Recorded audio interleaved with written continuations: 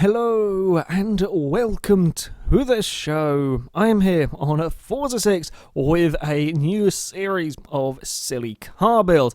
See, the Caparo was pretty much unbeatable. The Caparo was far too fast. So we're going to have a new target vehicle. This time out, it is the Lancia Crazy Racing Car.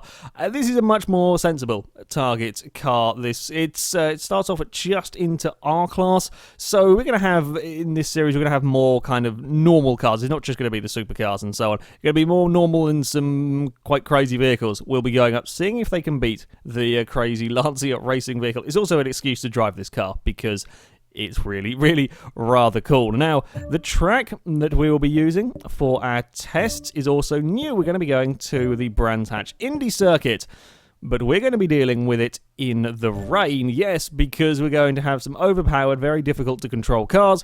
What could be better than trying to drive them in the rain? Also, rain has a habit of making cars roll, so if we have some interesting suspension on cars, we could potentially see vehicles fall over. I don't expect the Lancia to. This car here, yeah, had better not fall over. The Indy circuit, pretty short circuit, this one, so we're going to go for 6 laps. We're going to see what time the Lancia here sets, and yeah, I don't quite know what to expect from this car in the wet. I mean, this is a quick race car.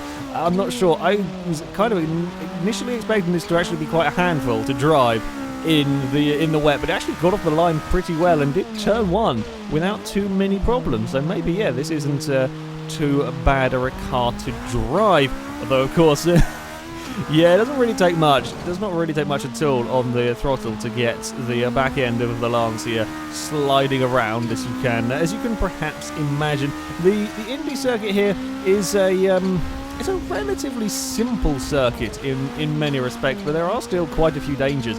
Even though we're probably only going to be looking at about 50-second laps around here, there are a number of dangers to be aware. Turn 1 is a really tough corner. This first corner is an incredibly tough corner because you simply don't see it as you approach it. You kind of, you're braking long before you ever see the corner. It's very easy, like I did there, brake too early and just be slow. It is equally easy to brake far too late and go and play in the gravel. So that's, yeah, turn 1 here is a big challenge. This turn 2 is not too bad. There is a bit of a puddle on the inside. Turn 3 is also one of the big danger areas. Putting a wheel on the grass on the outside there can get you in a world of trouble because, well, normally the grass doesn't have very much grip. When you have rain falling, there is absolutely no grip out there. You stick a wheel on the grass and you are going into the scenery. Normally, well, certainly in a car like this, you're going into a scenery at quite a rate of speed. So, yeah, we want to keep all of the wheels on the tarmac. This is a really very good car, actually. This has got an awful lot of grip. I don't know how late dare I brake into turn 1. It's definitely better to be neat through this first corner. Then you've got to watch out for the sea of brands down there on the inside. That, yeah, in normal racing is not a problem. You very rarely find yourself going down that part of the track anyway, but it's when you're going sort of side by side, you're battling with cars, you can quite easily get forced onto the little ocean down there. Then that's not where you want to be. That'll cause you an awful lot of problems. Yeah, I don't expect many silly cars to end up down that part of the track unless things have gone wrong. I'm finding all of the curbs. This was a problem. We were having problems with the curbs in the MX-5 Cup cars in the dry. This is having a few problems in the wet, but I'm managing it just about. I'm catching it in time at least when things are starting to go slightly wrong. Right, what are we looking at lap time-wise? I think it's in the 50s at the moment. That one there was not a better lap. I can be braver on the brakes into turn 1, but I do want to make sure that I actually get through the corner and get neatly out the other side. As yeah, it would be very easy to push it a little too hard. There is a horrible puddle on the inside there. Normally you're going slow enough so that it doesn't really bother you too much. Right, let's go for the narrow bit of that little river, and then we're neatly enough through turn 3. I mean, you can get away a little bit. There's a little bit more runoff area on the outside of that third corner. It's kind of like AstroTurfy stuff. There's not much grip out there, but it's better. It's better than running wide and putting a wheel on the grass. Equally, this final corner here, it can often be a bit tempting to try and be that little bit greedy on the way in. I was pretty greedy on the way out of that corner as well, trying to get the power down. This is rocketing along. We're up to 140 miles an hour as we come up towards this first corner. We're still not beating one of our early lap times. There's incredibly consistent lap times going on from the Lancia here. Oh no, I've outbraked myself. Trying to push it a little too much. Under brakes through here. Yeah, we're going to get out of that corner without too many problems. I really like this Lancia.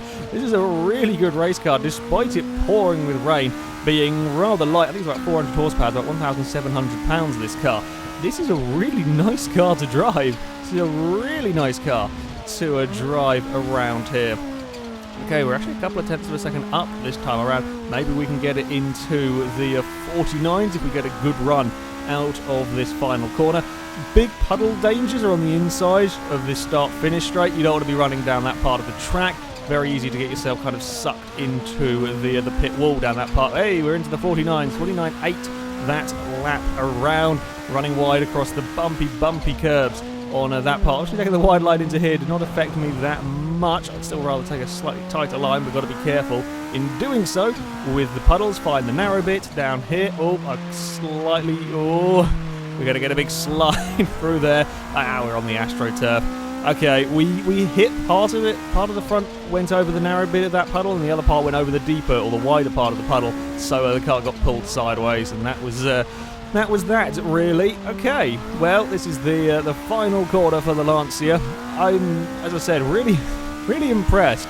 This car drives very, very well for what it is. I was thinking it's going to be a lot harder to drive around Brands, but there we go. A 49.831 is our target time with the Lancia.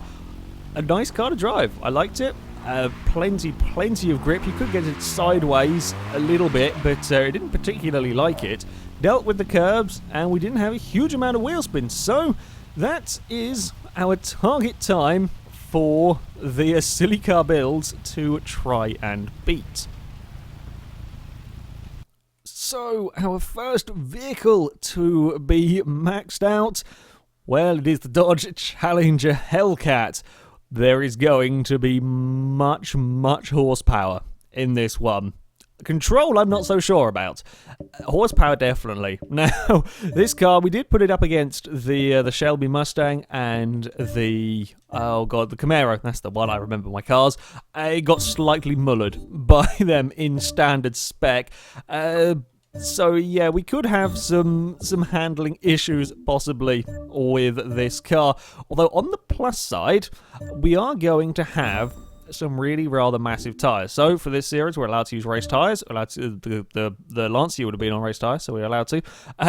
We're going to get 295s on the front. That is massive. For a rear-wheel drive car, having 295s on the front are really rather large tyres. And on the rear, not as big as I thought. 335s on the back. I was expecting bigger on this car, I will be honest, but okay. Still though, that's some sizable tyres on this vehicle, which is a good thing for trying to transmit and control all of the power that is going to be unleashed from this vehicle. I mean, from standard, we're talking 707 horsepower in this car.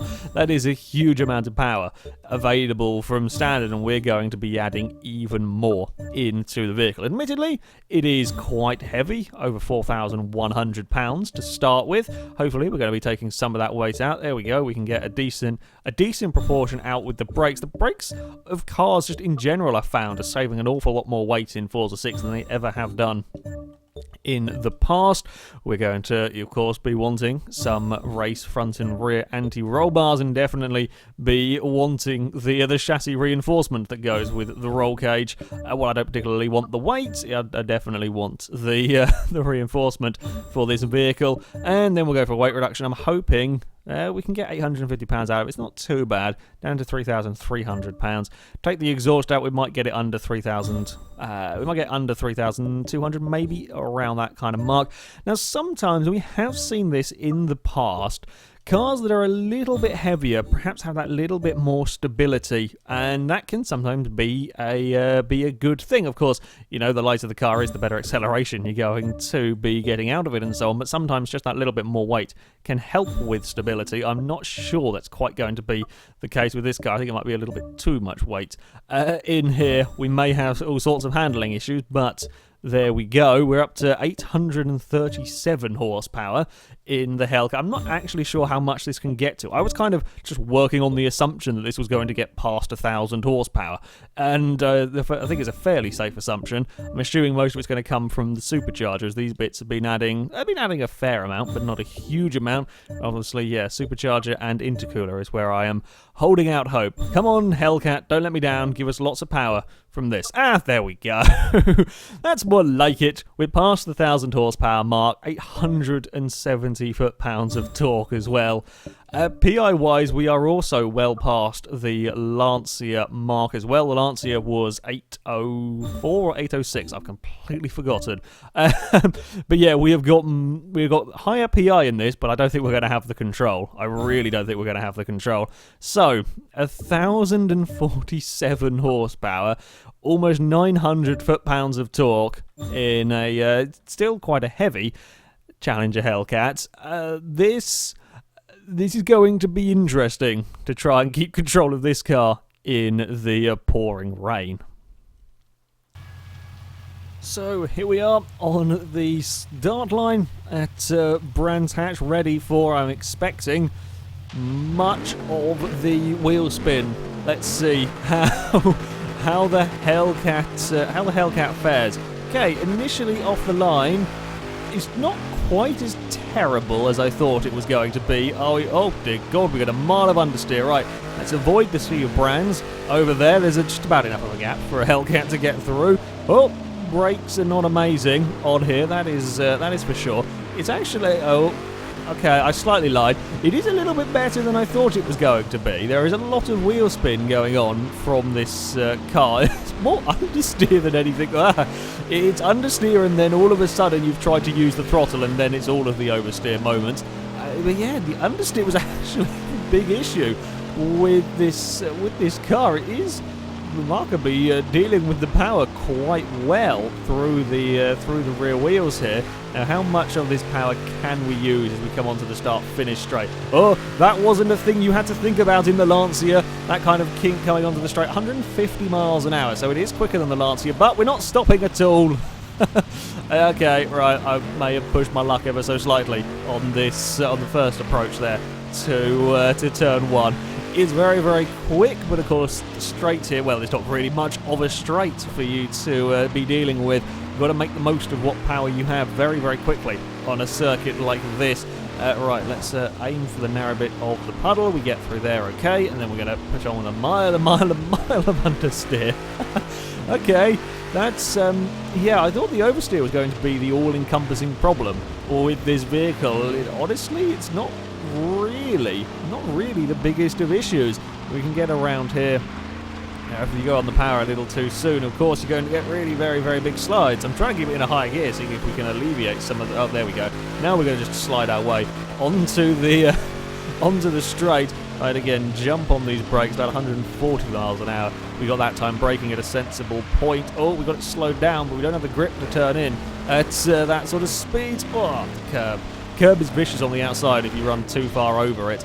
I didn't have any problems with that in the Lancia, but as I pushed my luck a little bit too much again into turn one in the Dodge, sure enough, I found out just how nasty the curb can be. I think I'm probably going to find myself short shifting a lot with some of these very oversteery cars, although admittedly, this does have very short gear ratios for a modified vehicle.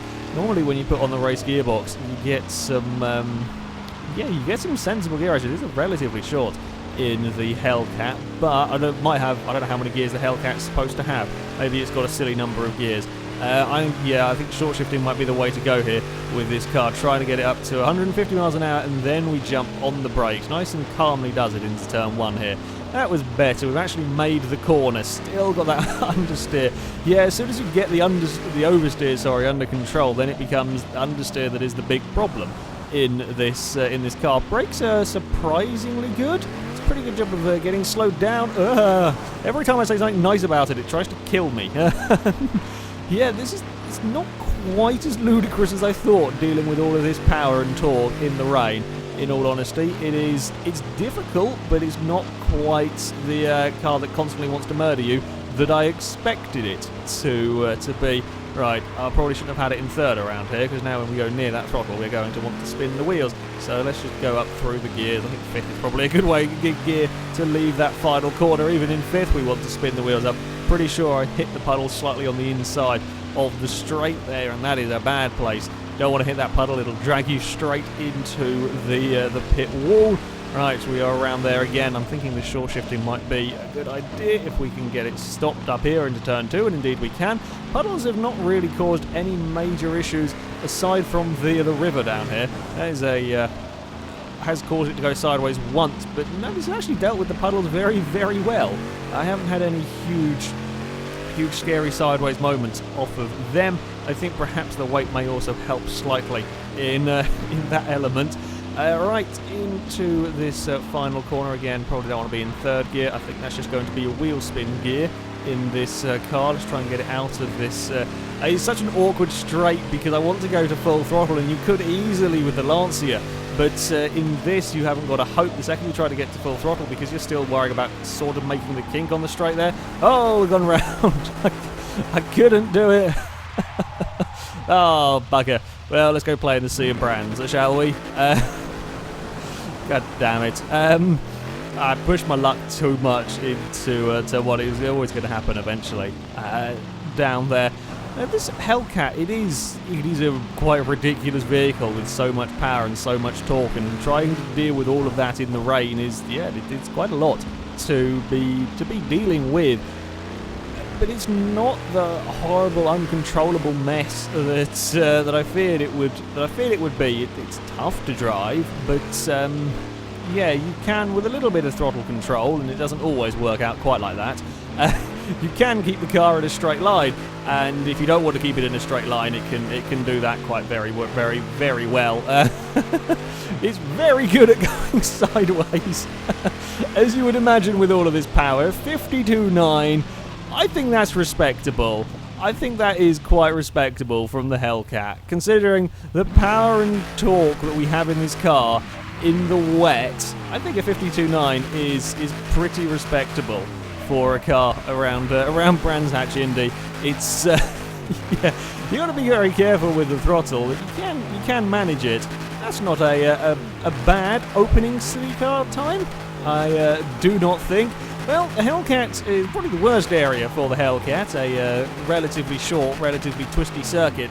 So now we shall go and do something that it'll be much better suited to.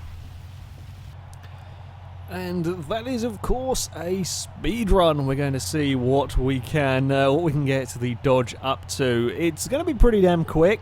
I don't think we're quite going to get up to sort of the 270 mile an hour mark with this vehicle. I wouldn't expect. It's not quite got the aerodynamic properties, this car. It's, yeah, the gears.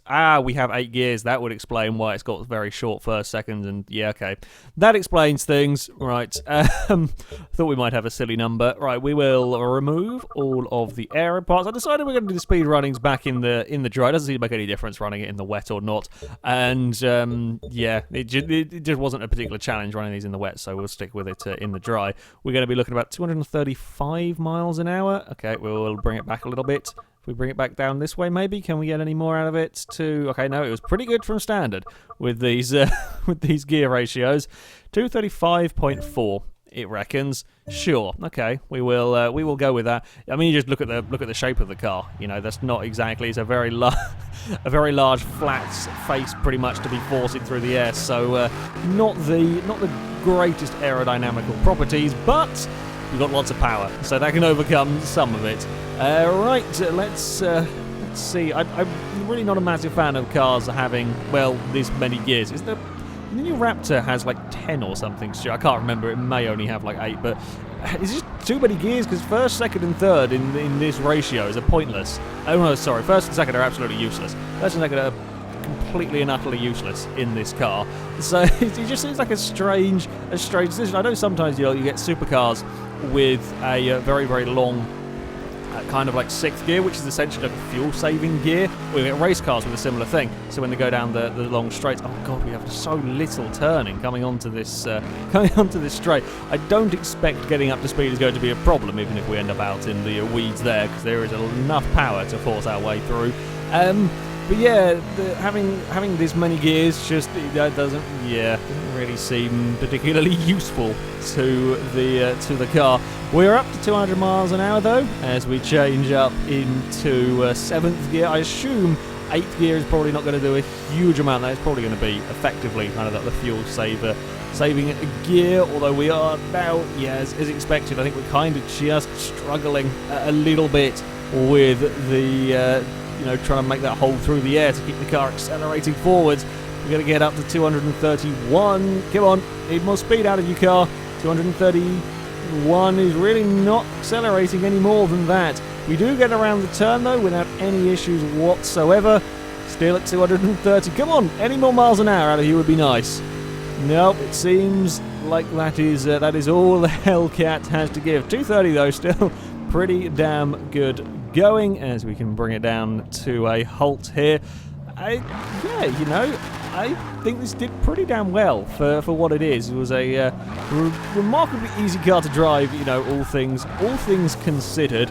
Gear ratios are a little bit odd and has far too many gears, but it dealt with the wet weather. Well, and of course straight line speed. It's a pretty damn fast car when it comes to a straight line when it's got this much power. So there we go. That is it for this video. Thank you very much for watching, and until next time, goodbye.